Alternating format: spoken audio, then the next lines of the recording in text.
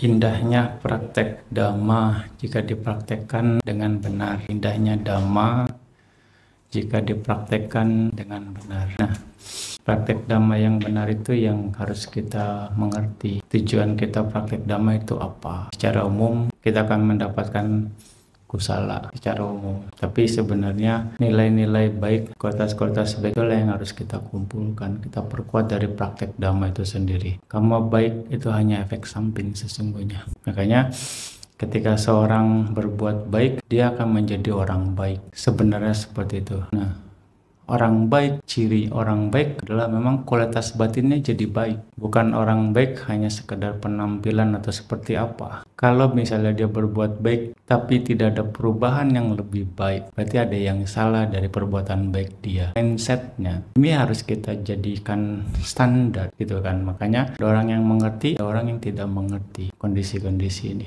Makanya indahnya praktek Dhamma jika kita praktekkan dengan benar. Contohnya kayak berbuatan baik kan banyak. Berdana, jaga sila, praktek sila dengan benar, dan juga meditasi. Semua itu ada maksud. Semua itu ada ciri untuk menghasilkan kualitas baik yang berbeda. Misalnya kayak berdana. Level kualitas kebaikan yang didapat akan berbeda dengan menjaga sila dan juga meditasi. Tapi ada yang akan dirubah, ada yang akan diperbaiki dari yang kasar-kasar. Dana melepas hasilnya mengendalikan keserakahan. Dana mengendalikan keserakahan kita. Keserakahan ini akan bersekutu. Loba akan bersekutu dengan pandangan salah dan kesombongan. Makanya ada loba diti dan loba mana. Sesungguhnya dengan berdana harusnya itu juga akan mengendalikan pandangan salah kita dan juga akan mengendalikan kesombongan kita. Ego itu yang ditarget dari berdana secara garis besar, secara kasar. Kalau kita berdana makin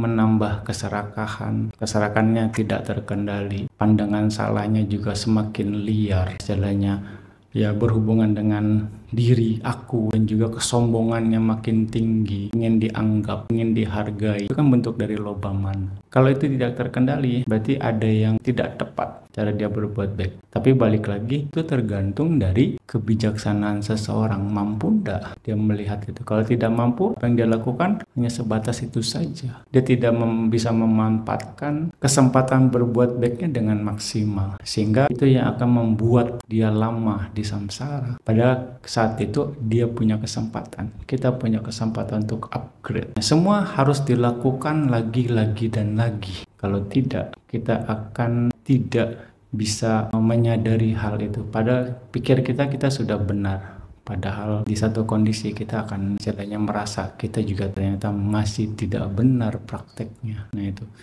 Makanya introspeksi diri itu sangat penting buat mengukur, buat mengetahui kekurangan kita. Bukan kekurangan orang lain sebenarnya. Yang kenal diri sendiri itu adalah yang lebih baik. Buddha mengatakan kita tidak penting untuk bisa mengetahui jalan pikiran orang lain. Tapi penting bagi kita untuk mengerti jalan pikiran kita sendiri. Jalan pikiran kita sendiri adalah yaitu kualitas kita bagaimana, kemampuan kita bagaimana. Yang paling penting. Jadi kita nggak perlu lihat keluar, Buddha bilang. Selalu ke sana. Oh, saya seperti ini. Baik nggak ini? Bermanfaat enggak nih buat saya dan buat orang lain. Ya, itulah praktek Dhamma yang benar ya. Makanya banyak katakan ketika kita melakukan praktek Dhamma dengan benar, kita akan merasakan indahnya Dhamma.